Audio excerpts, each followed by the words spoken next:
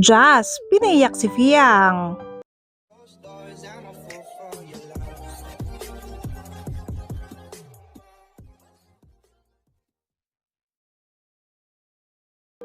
Pinakita na nga mga ka-DJ ng BBB ang kanilang second highlight sa ganap ni Fiang at Jazz. Ang highlights sa to mga ka-DJ ay patungkol sa debate nilang dalawa kung saan napaiyak ni Jazz mga ka-DJ itong si Fiang. Totoo pala mga ka-DJ na nasaktan talaga ni Jazz itong si Fiang, kaya naman grabe pala ang konsensya ni Jazz kay Fiang. Uulitin ko mga ka-DJ, ang dahilan kasi ay dahil dinawit ni Jazz sa kanilang debate ang kanyang pamilya, educational background, ex, maski ang manliligaw niya na hindi naman daw dapat dahil wala daw ito sa script.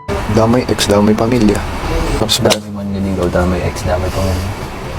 Kaya pala mga ka-DJ, after debate ay grabe ang konsensya nitong si Jazz at grabe din ang lungkot niya nung kinakausap na siya ng mga housemates. Dahil siya mismo mga ka-DJ, aminado siyang mali yung nagawa niya. Pero ano nga ba magagawa natin? Ika nga nila, the damage has been done. Kaya pala mga ka-DJ, ayon sa message ni Fiang kay Jazz, grabe daw, hindi daw niya expected na magagawa sa kanya yun ni Jazz. Kasi mga ka-DJ, tinuturing na niyang ate-ate itong si Jazz at akala niya meron na silang strong bond. Tapos ganun na mangyayari.